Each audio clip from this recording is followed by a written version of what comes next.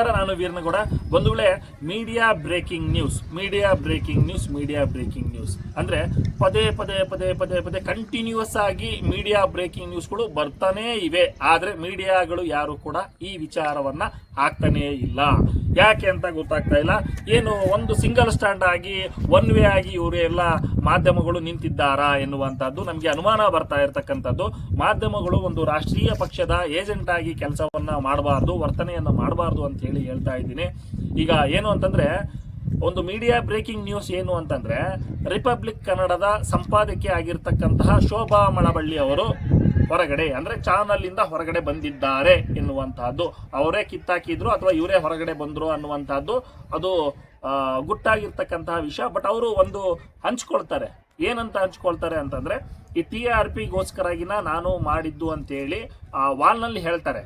ಅಂದ್ರೆ ಈ ಸೌಜನ್ಯ ಹೆಸರನ್ನ ತಗೊಂಡ್ಬಿಟ್ಟು TRPಗೋಸ್ಕರಗಿನ ಈ ತರನಾದಂತಹ ಕೆಲಸಗಳೆಲ್ಲ ಮಾಡಿದ್ರಾ ಅಥವಾ ಅವರೇ ಮಾಡಿಸಿದ್ರ? ಆಮೇಲೆ ಇನ್ನೊಂದು ಅಂಶವನ್ನು ಕೂಡ ಬರೀತಾರೆ, ನಾನು ಸ್ವಾಭಿಮಾನದಿಂದ ಇರುವವಳು ಅಂತೇಳಿನೂ ಬರೀತಾರೆ. ಜೊತೆಗೆ TRPಗೋಸ್ಕರ ಈ ತರದ್ದು ಮಾಡಿದ್ದು ಕೆಲಸವನ್ನ ಅಂತ ಹೇಳಿ ಹೇಳ್ತಾರೆ. ಅಂದ್ರೆ TRPಗೋಸ್ಕರಗಿನ ಇವರು ದುಡ್ಡು ಮಾಡ್ಲಿಕ್ಕೋಸ್ಕರಗಿನ ಏನೇನು ಸುಳ್ಳು ಅಜೆಂಡಾಗಳನ್ನ ಹೇಳ್ತಾ ಹೋದ್ರ ಎನ್ನುವಂತಹದ್ದು ಒಂದು ಲೆಕ್ಕದಲ್ಲಿ ಬಂದ್ರೆ, ಇನ್ನೊಂದು ವಿಚಾರದಲ್ಲಿ ಸ್ವಾಭಿಮಾನ ಇದೆ, ನಾನು ಒಂದು ಹೆಣ್ಣು ಅಂತ ಹೇಳಿ ಬರ್ಕೊಳ್ತಾರೆ. ಅಂದ್ರೆ ಇವರು ಅರ್ನಬ್ ಗೋಸ್ವಾಮಿ ಅವರು ಅಥವಾ ಅವರು ನ್ಯಾಷನಲ್ ಚಾನಲ್ ಕಡೆಯಿಂದ ಇವರಿಗೆ ಸುಳ್ಳುಗಳನ್ನು ಹೇಳಿ ಅಂತೇಳಿ ಒತ್ತಾಯ ಏನಾದರೂ ಬರ್ತಾ ಇತ್ತ ಸೌಜನ್ಯ ವಿಚಾರದಲ್ಲಿ?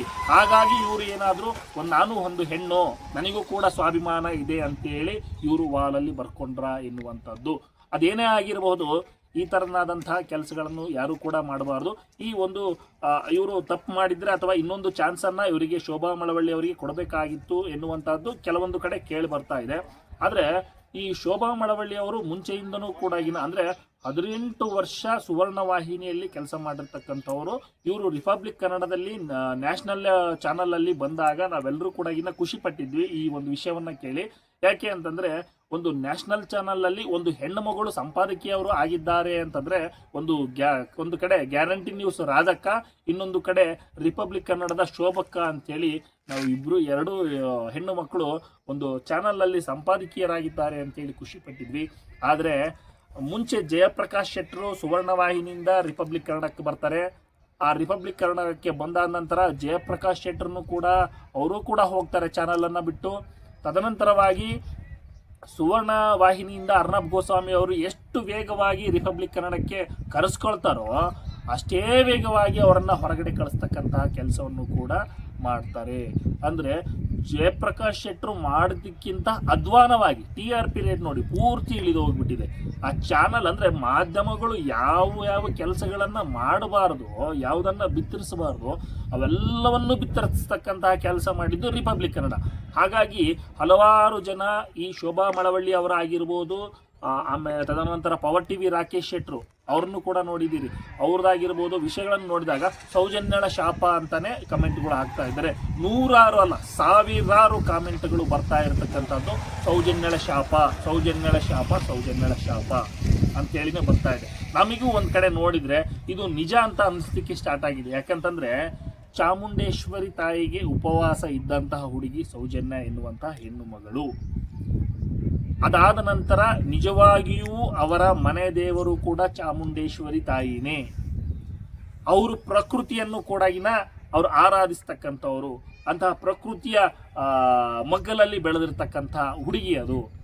ಆ ಹುಡುಗಿಯ ಬಗ್ಗೆ ಇಲ್ಲ ಸಲ್ಲದ ಏನೇನೋ ವಿಚಾರಗಳನ್ನ ಸುಳ್ಳು ಸುದ್ದಿಗಳನ್ನ ಹಾಡ್ತಕ್ಕಂಥ ಕೆಲಸ ಮಾಡಿದವರು ಯಾರು ಕೂಡ ಇವತ್ತಿನವರಿಗೆ ನಾವು ನೋಡ್ಕೊಳ್ತಾ ಬಂದ ಹಾಗೆ ನಾವು, ಯಾಕಂತಂದ್ರೆ ಮುಂಚೆಯಿಂದನೂ ಕೂಡ ಹಲವಾರು ಯೂಟ್ಯೂಬರ್ಸ್ಗಳು, ನಾವು ಸೀನಿಯರ್ ಯೂಟ್ಯೂಬರ್ಸ್ಗಳು, ಹೋರಾಟಗಾರರು ಈ ವಿಚಾರವನ್ನ ನೋಡ್ಕೊಳ್ತಾನೆ ಬಂದಿದ್ದೀವಿ. ಸೌಜನ್ಯ ಹೋರಾಟವನ್ನ ಸುಮಾರು 11-12 ವರ್ಷದಿಂದ ಈ ಹೋರಾಟವನ್ನು ನೋಡ್ಕೊಳ್ತಾ ಬಂದಿದ್ದೀವಿ.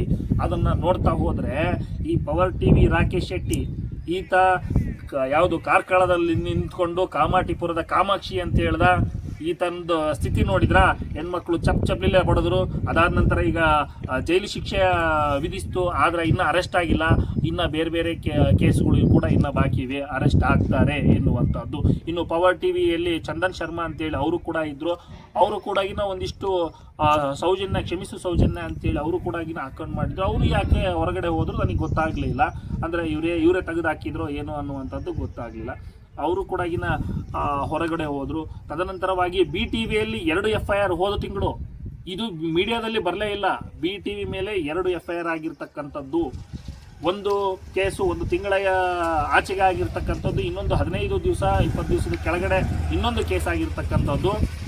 5 ಲಕ್ಷ ಅಂದರೆ ಪೊಲೀಸರಿಗೆ 5 ಲಕ್ಷ, 3 ಪೊಲೀಸರಿಗೆ 5 ಲಕ್ಷ, 15 ಲಕ್ಷ ಬೇಡಿಕೆ ಇಟ್ಟಂತಹ ಒಂದು ಕೇಸ್ನಲ್ಲಿ BTV ಮೇಲೆ ಕೇಸ್ ಆಗಿರ್ತಕ್ಕಂಥದ್ದು. 2 ಕೇಸ್ ಆದವು.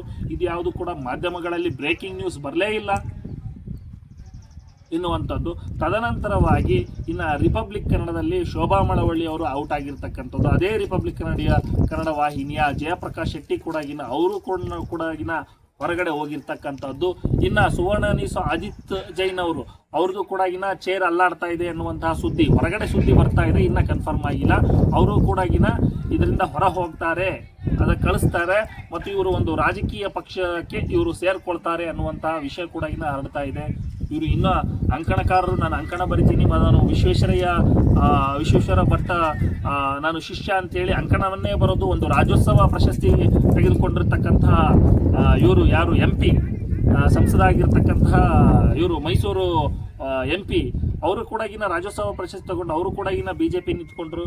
ಈ ರೀತಿಯಾದಂತಹ ಕೆಲಸಗಳನ್ನು ಮಾಡ್ತಾ ಹೋಗ್ತಾರೆ. ಇವರು ಕೂಡ ಸುವರ್ಣ ನ್ಯೂಸ್ ಅಜಿತ್ ಜೈನ್ ಅವರು ಕೂಡ ಒಂದು BJP ಪಕ್ಷಕ್ಕೆ ಏನಾದರೂ ಹೋಗ್ತಾರೋ ಏನೋ ನನಗೆ ಗೊತ್ತಿಲ್ಲ. ಬಟ್ ಆದರೆ ಒಂದು ರಾಜಕೀಯ ಪಕ್ಷಕ್ಕೆ ಇವರು ಸೇರ್ಕೊಳ್ತಾರೆ ಅನ್ನುವಂತಹ ಸುದ್ದಿ ಕೂಡ ಹರಡ್ತಕ್ಕಂಥದ್ದು.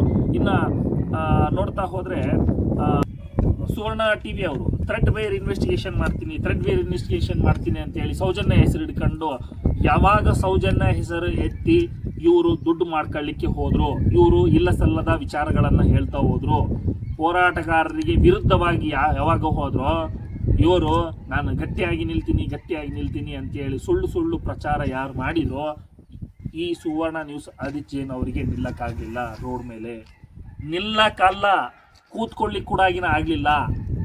ಆ ಪರಿಸ್ಥಿತಿಗೆ ಬಂತು. ಇದು ಸೌಜನ್ಯ ಶಾಪ ಅಂತಾನೆ ಇವತ್ತು ಕೂಡ ಮೆಸೇಜ್ಗಳು ಹರಿದಾಡ್ತಾ ಇರ್ತಕ್ಕಂಥದ್ದು.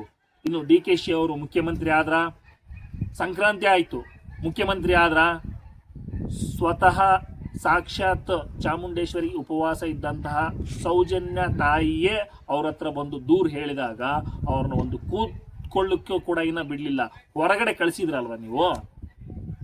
ಸೌಜನ್ಯ ಶಾಪ ಇದು ಪ್ರಕೃತಿಯ ಶಾಪ. ಪ್ರಕೃತಿಯ ಶಾಪ ಅಂತಾರೆ ನಾನು ಕರಿತಾ ಇರತಕ್ಕಂಥದ್ದು. ಪ್ರಕೃತಿ ಬಿಡೋದಿಲ್ಲ, ಎಲ್ಲ ಟೈಮಲ್ಲೂ ಕೂಡ ಆಟ ನಡೆಯೋದಿಲ್ಲ. ಇದು ಒಂದು ಪ್ರಕೃತಿಯ ಶಾಪವೇ ಸರಿ ಎಂತಕ್ಕಂಥದ್ದು. ಇನ್ನು ಪವರ್ TV ಅವರು ಧರ್ಮ ಸಂರಕ್ಷಣೆ ಮಾಡ್ತೀನಿ ಅಂತಂದು ಹೇಳಿ ಬಂದರು. ಮಾಧ್ಯಮಗಳು ಯಾವಾಗಲೂ ಕೂಡ ನಿಷ್ಪಕ್ಷಪಾತವಾಗಿ ತನಿಖೆ ಒಂದು ವರದಿಯನ್ನು ಮಾಡಬೇಕು. ಇವರು ಯಾವಾಗಲೂ ಇವರು ಮಾಧ್ಯಮದಲ್ಲಿ ಕುತ್ಕೊಂಡು ಧರ್ಮ ಸಂರಕ್ಷಣೆ ಮಾಡ್ತೀನಿ ನೀನು ಅಂತೇಳಿ ಕಾರ್ಕಳದಲ್ಲಿ ನಿಂತ್ಕೊಂಡು ಅಣ್ಣಪ್ಪ ಬೆಟ್ಟದಲ್ಲಿ ಅಲ್ಲಿ ನಿಷೇಧ ಪ್ರದೇಶ ಇದ್ರೂ ಕೂಡ ಅಲ್ಲಿ ವಿಡಿಯೋ ಮಾಡ್ತಾರೆ. ಆಮೇಲೆ ಕಾಮಾಟಿಪುರದ ಕಾಮಾಕ್ಷಿ ಅಂತೇಳಿ ಹೆಡ್ಲೈನ್ಗಳನ್ನು ಹಾಕ್ತಾರೆ. ಇವರು ಈ ರೀತಿಯಾದಂತಹ ಕೆಲಸ ಮಾಡಿದರೆ ಶಾಪ ತಟ್ಟುತ್ತೆ. ಪ್ರಕೃತಿಯ ಶಾಪ ತಟ್ಟುತ್ತೆ, ಬಿಡೋದಿಲ್ಲ. ಈ ಸೌಜನ್ಯ ಹೋರಾಟ ಕೂಡ ನಿಲ್ಲೋದಿಲ್ಲ, ಗ್ಯಾರಂಟಿ ಗೆದ್ದೇ ಗೆಲ್ಲುತ್ತೆ ಎನ್ನುವಂತಹ ಮಾತನ್ನು ಕೂಡ ಹೇಳ್ತಾ ಇದ್ದೀನಿ. ಇನ್ನು ದಿಗ್ವಿಜಯ ನ್ಯೂಸಿಗೆ ಬಂದರೆ, ವಿಜಯ ಸಂಕೇಶ್ವರ ಅವರು ಕೂಡ ನಮ್ಮ ಕನ್ನಡದವರು ಒಂದು ಮಾಡ್ತಾರೆ, ಒಂದು ಚೆನ್ನಾಗಿ ಮಾಡ್ತಾರೆ ಅಂತ ಅಂದ್ಕೊಂಡ್ರು. ಅವರು ಕೂಡ ಏನಾಯ್ತು ಅಂದರೆ, ಇವರು ವಿಜಯವಾಣಿ, ವಿಜಯ ಕರ್ನಾಟಕ, ಉಷಾವಾಣಿ ಅಂತೇಳಿ ಈ ತರನಾದಂತಹ ಪತ್ರಿಕೆಗಳಂತ ಇವರು ಲಾಭಕ್ಕೋಸ್ಕರ ಮಾಡ್ಕೊಂಡ್ರು. ಅದೇ ರೀತಿ ಲಾಭಕ್ಕೋಸ್ಕರ ದಿಗ್ವಿಜಯನ್ನು ಕೂಡ ಇದೇ ಅರ್ನಬ್ ಗೋಸ್ವಾಮಿ ಅವರಿಗೆ, ನ್ಯಾಷನಲ್ ಚಾನಲ್ ಆಗಿರ್ತಕ್ಕಂಥ ರಿಪಬ್ಲಿಕ್ ಕನ್ನಡದ ಓನರ್ ಅರ್ನಬ್ ಗೋಸ್ವಾಮಿ ಅವರಿಗೆ ಯಾವುದು ದಿಗ್ವಿಜಯ ನ್ಯೂಸ್ ಅನ್ನ ಮಾರ್ಕೊಳ್ತಾರೆ ವಿಜಯ ಸಂಕೇಶ್ವರ್ ಅವರು. ಏನು ವಿಸ್ತಾರ ಚಾನಲ್ ಹರೀಶ್ ಕೋಣೆ ಅವರಾದ್ರೂ ಕೂಡ ಏನ್ ಮಾಡ್ತಾರೆ, ಅವರು ಕೂಡ ಒಂದು ಬಿಟ್ಟು ಇದನ್ನ ಯಾವುದನ್ನು ಸೇರ್ತಾರೆ, BJP ಸೇರ್ಕೊಳ್ತಾರೆ. ಇದ್ರ ನಷ್ಟ ಯಾರಿಗೆ ಅನುಭವಿಸ್ಬೇಕು? ಓನರಿಗೂ ನಷ್ಟ, ಕನ್ನಡಿಗರಿಗೂ ಕೂಡ ನಷ್ಟ. ಯಾಕಂತಂದ್ರೆ ನಮ್ಮ ಕನ್ನಡದವರು ಬರ್ತಾ ಇದ್ದಾರೆ, ಕನ್ನಡದವರು ಏನೋ ಮಾಡ್ತಾ ಇದ್ದಾರೆ, ನಮ್ಮ ಕನ್ನಡದವರು ಒಂದು ಚಾನಲ್ ಅಲ್ಲಿ ಸೇರ್ಕೊಳ್ತಾ ಇದ್ದಾರೆ, ಏನೋ ಒಂದಿಷ್ಟು ಇಂಪ್ರೂವ್ ಮಾಡ್ತಾರೆ, ಒಂದು ಕಿಂಚಿತ್ತಾದ್ರೂ ನಮ್ಮ ಸುಧಾರಣೆ ಆಗುತ್ತೆ. ಇವರು ಯಾವುದೇ ರಾಜಕೀಯ ಪಕ್ಷಗಳಿಗೆ ಜೊತೆಗೂಡದೇನೆ ನಿಷ್ಪಕ್ಷಪಾತವಾಗಿ ಯಾರು ಅನ್ಯಾಯವನ್ನು ಮಾಡ್ತಾರೋ ಅವ್ರ ವಿರುದ್ಧ ಮಾತಾಡಿ ಒಂದಿಷ್ಟು ಭ್ರಷ್ಟಾಚಾರವನ್ನು ಕಡಿಮೆ ಮಾಡ್ತಾರೆ ಅಂತ ಅಂದ್ಕೊಂಡಿದ್ವಿ, ಅದು ಕೂಡ ಆಗಲಿಲ್ಲ. ಈ ರೀತಿಯಾದಂತಹ ಕೆಲಸಗಳು ಆಗ್ತಾ ಇರುವಂತಹದ್ದು. ಇನ್ನು ಆಮೇಲೆ ಕಿರಿಕೀರ್ತಿ ಇವನು ಕೂಡಗಿನ ಸೌಜನ್ಯ ಪರ ಅಂತ ಹೇಳಿ ಬಂದು ಇವನು ಕೂಡ ಸೌಜನ್ಯ ವಿರುದ್ಧವಾಗಿ ಮಾತನಾಡ್ತಾ ಹೋದ. ಇವನ್ ಕತೆ ಏನಾಯ್ತು, ಅದು ಯಾವುದೋ ಒಂದು ಇವಂದೇ ಆಡಿಯೋ ಬಂತು, ಹೆಣ್ಮಗಳು ಲೇಡಿ ಬಿಟ್ಟಿದ್ಲು, ಅವ್ನು ಕೈಗೆ ಬೀಳ್ತೀನಿ ಕಾಲಿಗೆ ಬೀಳ್ತೀನಿ, ನೀವು ಒಂದಿಷ್ಟು ಟೈಮ್ ಕೊಡಿ, ನಮಗೆ ಒಂದು ಸಮಯ ಕೊಡಿ ಅಂತಕ್ಕಂಥ ಪರಿಸ್ಥಿತಿಗೆ ಬಂದು ಹೋಯ್ತು ಈ ಕಿರಿಕೀರ್ತಿದು ಕಾಗೆ ಪರಿಸ್ಥಿತಿ. ಇಂತಹ ಸಂದರ್ಭದಲ್ಲಿ ಆಗಿದೆ. ಇನ್ನ ಪುನೀತ್ ಕೆರೆಹಳ್ಳಿ ಪರಿಸ್ಥಿತಿ ನೋಡಿದ್ರ, ಆತಂದು ಕೂಡ ಇನ್ನು ಮೊದಲು ಇರ್ತಕ್ಕಂಥ ಫೇಮು ನೇಮು ಎಲ್ಲ ಹೋಯ್ತು. ಇನ್ನು ಚಕ್ರವರ್ತಿ ಸೂಲಿಬೆಲೆದು ಅಪ್ಪ ಎಂಥ ಸುಳ್ಳುಗಳು ಹೇಳ್ತಾರೆ. ಆ ಟಿವಿ ಡಿಬೇಟ್ ಅಲ್ಲಿ ಕೂಡ ಕೂತ್ಕೊಂಡು ಹೇಳ್ತಾರೆ. ಅವುಗಳನ್ನ ಹೇಳ್ತಾ ಹೋದ್ರೆ ನೂರಾರು ಇವೆ. ಈಗ ನಮ್ಮ ಈ ಸೌಜನ್ಯ ವಿಷಯಕ್ಕೆ ಬಂದ್ರೆ ಈಗ ಆಲ್ರೆಡಿ ಸಿ ರಿಪೋರ್ಟ್ ಆಗಿದೆ, ಅವರೆಲ್ಲರೂ ಒಳಗಡೆ ಇದ್ದಾರೆ ಅಂತ ಹೇಳ್ತಾರೆ. ಸಿ ರಿಪೋರ್ಟ್ ಆದ್ರೆ ಯಾರು ಪತ್ತೆ ಆಗಿಲ್ಲ ಅಂತ ಹೇಳಿ ಕಣಪ್ಪ, ಅವರು ಆಲ್ರೆಡಿ ಒಳಗಡೆ ಇದ್ದಾರೆ, ಮತ್ತೊಮ್ಮೆ ಹೊರಗಡೆ ಬಂದ್ಮೇಲೆ ಮತ್ತೆ ಅರೆಸ್ಟ್ ಮಾಡ್ತಾರಂತೆ. ಆ ಥರನಾದಂಥ ಕಾನೂನು ಎಲ್ಲೂ ಇಲ್ಲ ಕಣಪ್ಪ. ಅಕಸ್ಮಾತ್ ಅವ್ರು ಒಳಗಡೆ ಏನಾದರೂ ಇದ್ರೆ, ಇವ್ರು ಸಿ ರಿಪೋರ್ಟ್ ಆದರೆ ಒಳಗಡೆ ಇರೋದಿಲ್ಲ. ಒಂದು ವೇಳೆ ಅಕಸ್ಮಾತ್ ಅವ್ರ ಅಪರಾಧಿಗಳು ಒಳಗೆ ಇದ್ರೆ, ಇವರಿಗೆ ಇನ್ನೊಂದು ಏನಾದರೂ ಕೇಸ್ ಆದರೆ ಅವರಿಗೆ ಒಂದು ಕೇಸಲ್ಲಿ ಬೇಲಾಗಿರುತ್ತೆ, ಬಟ್ ಈ ಕೇಸಲ್ಲಿ ಬೇಲಾಗೋವರಿಗೆ ಹೊರಗಡೆ ಬರಲ್ಲ. ಅವ್ರು ಹೊರಗಡೆ ಬಂದ್ಮೇಲೆ ಮತ್ತೆ ಅರೆಸ್ಟ್ ಆಗ್ತಾರೆ. ಈ ಥರನಾದಂಥ ಯಾವುದೂ ಇರಲ್ಲ. ಈತನ ಪರಿಸ್ಥಿತಿ ಎಲ್ಲಿಗೆ ಬಂದೋಯ್ತು, ಮುಂಚೆ ಎಲ್ಲ ಸಾಲಾಗಿ ಬರ್ತಾ ಇದ್ರು, ಇವರಿಗೆ ಕೇಳಿದಷ್ಟು ಹಣ ಕೊಡ್ತಾ ಇದ್ರು, ಹಣಗಳನ್ನು ತೊಗೊಂಡೇ ಮಾಡಿರೋದು ಇವರು ಯಾರು ಅಂದರೆ ಜನಸೇವಕ ರೀತಿಯಲ್ಲಿ ಇವ್ರು ಕೆಲಸ ಮಾಡಿರ್ತಕ್ಕಂಥದ್ದಲ್ಲ. ಒಂದು ಪ್ರೋಗ್ರಾಮಿಗೆ ಹೋದ್ರೆ 1 ತಾಸು 2 ತಾಸು ಮಾತಾಡಿದ್ರೆ 2 ಲಕ್ಷ ಕೂಡ ತಗೊಂಡು ಏನು ಸ್ಪೀಚನ್ನು ಕೊಟ್ಟಿರ್ತಕ್ಕಂಥದ್ದು. ಹಾಗಾಗಿ ಇವ್ರ ಲೆವೆಲ್ ಎಲ್ಲಿಗೆ ಬಂದು ನಿಂತ್ಕೊಂಡಿದೆ. ಯಾವುದು ಧಾರವಾಡ ಕೃಷಿ ಯೂನಿವರ್ಸಿಟಿಗೆ ಹೋದಾಗ ನೀವು ಬರಕ್ಕೆ ಹೋಗ್ಬೇಡ್ರಿ, ನೀವು ಕೃಷಿ ತಜ್ಞರನ್ನು ಕರೆಸಬೇಕು, ಕೃಷಿಯಲ್ಲಿ ಏನು ಬಿತ್ತಿ ಬೆಳೆದಿರ್ತಕ್ಕಂತಹ ಕೃಷಿ ವಿಜ್ಞಾನಿಗಳನ್ನು, ಕೃಷಿ ಸಾಧಕರನ್ನು ಕರೆಸಬೇಕು, ಇಂತಹ ಸುಳ್ಳು ಹೇಳುವಂತಹ ಚಕ್ರವರ್ತಿ ವಸೂಲಿಬೆಲೆ ಅವ್ರನ್ನ ಕಳಿಸ್ಬೇಡಿ ಅಂತೇಳಿ ಹೊರಗಡೆ ಆಗ್ತಕ್ಕಂಥ ಕೆಲಸ ಮಾಡಿದರು. ಹೀಗಾಗಿ DCM ಉಪಮುಖ್ಯಮಂತ್ರಿ ಅವರು ಕೂಡ ಇನ್ನು ಮುಖ್ಯಮಂತ್ರಿ ಆಗಲಿಲ್ಲ. ಈ ರೀತಿಯಾಗಿ ಸೌಜನ್ಯ ವಿಚಾರದಲ್ಲಿ ಆಲ್ಮೋಸ್ಟ್ ಆಲ್ ಯಾರು ಅಂದರೆ ಈ ಪ್ರಕೃತಿಯ ವಿರುದ್ಧ ಯಾರು ಹೋಗ್ತಾರೆ ಅವರೆಲ್ಲರೂ ಕೂಡ ಒಂದು ನಾಶವನ್ನು ಅನುಭವಿಸ್ಬೇಕಾಗುತ್ತೆ ಅಂತೇಳಿ ಹಿರಿಯರು ಹೇಳ್ತಾ ಇದ್ರು. ಅದೇ ರೀತಿಯಲ್ಲಿ ಈ ಸೌಜನ್ಯ ಕೇಸಲ್ಲಿ ಆಗ್ತಾ ಇರುವಂಥದ್ದು.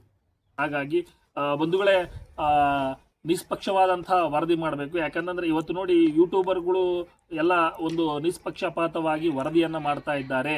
ಯಾಕೆ ಅಂತಂದ್ರೆ ಇವತ್ತು ಕೆಲವೊಂದು ಯೂಟ್ಯೂಬ್ ಮಾಧ್ಯಮಗಳ ಓನರ್ಗಳು ಯಾರಿದ್ದಾರೆ ಅವರು ಈ ದೇಶದ ಬಗ್ಗೆ, ಈ ಭಾರತದ ಬಗ್ಗೆ ಕಾಳಜಿಯನ್ನು ಇಟ್ಕೊಂಡಿರ್ತಾರೆ. ಆ ಕಾಳಜಿಯನ್ನು ಇಟ್ಕೊಂಡು ಇವತ್ತು ನಿಷ್ಪಕ್ಷಪಾತವಾಗಿ ಯಾವುದೇ ರಾಜಕೀಯ ಪಕ್ಷ ಆಗಲಿ ಅವ್ರು ತಪ್ಪು ಮಾಡಿದ್ರು ತಪ್ಪು ಅಂತಾರೆ, ಇವ್ರು ತಪ್ಪು ಮಾಡಿದ್ರು ತಪ್ಪು ಅಂತಾರೆ.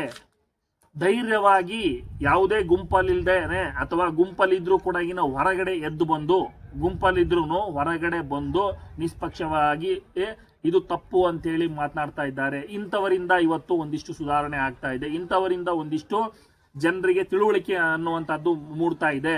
ಮುಂದಿನ ದಿನಗಳಲ್ಲಿ ಪುಟ್ಕೋಸಿ ಹಾಕೊಂಡು ನಾವು ಅಡ್ಡಾಡಬಾರ್ದು ಅಂತಂದ್ರೆ, ಪುಟ್ಕೋಸಿ ಹಾಕೊಂಡು ನಾವು ಕೂಡ ಅಡ್ಡಾಡಬಾರ್ದು ಅಂತಂದ್ರೆ ಒಂದಿಷ್ಟು ಯಾವುದೇ ಚಾನಲ್ಗಳು ಆಗಿರ್ಬೋದು, ಯಾವುದೇ ರಾಜಕೀಯ ಪಕ್ಷಗಳಾಗಿರ್ಬೋದು, ತಪ್ಪನ್ನು ಮಾಡಿದಾಗ ತಪ್ಪು ಅಂತಾನೆ ನಾವು ಹೇಳಬೇಕು. ಧೈರ್ಯದಿಂದ ಹೇಳಬೇಕನ್ನ, ಧೈರ್ಯದಿಂದ ಹೇಳಿದಾಗಲೇ ಮಾತ್ರ ನಾವು ನಮ್ಮ ಕನ್ನಡಿಗರನ್ನ ಉಳಿಸ್ಲಿಕ್ಕೆ ಸಾಧ್ಯ. ಹಾಗಾಗಿ ನಮ್ಮ ಕನ್ನಡಿಗರು ಚೆನ್ನಾಗಿರ್ಬೇಕು, ನಮ್ಮ ಭಾರತ ಚೆನ್ನಾಗಿರಬೇಕು, ನಮ್ಮ ದೇಶ ಚೆನ್ನಾಗಿರಬೇಕು ಅಂತೇಳಿ ವಸುದೈವ ಕುಟುಂಬಕ್ಕೆ ಅಂತೇಳಿ ನಾವು ಈ ಒಂದು ವಿಡಿಯೋವನ್ನು ಮಾಡ್ತಾ ಇದ್ದೀವಿ. ತಮಗೆ ನಮ್ಮ ಜನತಾ ಗ್ಯಾರೇಜ್ ಕಡೆಯಿಂದ ನಾವು ಸುಳ್ಳನ್ನು ಹೇಳ್ತಾ ಇಲ್ಲ, ಪೊಳ್ಳನ್ನು ಹೇಳ್ತಾ ಇಲ್ಲ, ಕಲ್ಪನೆಯನ್ನು ಮಾಡ್ಕೊಂಡು ಹೇಳ್ತಾ ಇಲ್ಲ, ಸೃಷ್ಟಿ ಮಾಡ್ಕೊಂಡು ಹೇಳ್ತಾ ಇಲ್ಲ, ನೇರ ನುಡಿಯಿಂದ ವಾಸ್ತವ ಸತ್ಯಾಂಶವನ್ನು ಹೇಳ್ತಾ ಇದ್ದೀವಿ. ಒಂದು ವೇಳೆ ತಮ್ಗೇನು ಅನ್ನಿಸ್ತು ಕಮೆಂಟ್ ಮಾಡಿ. ಧನ್ಯವಾದಗಳು.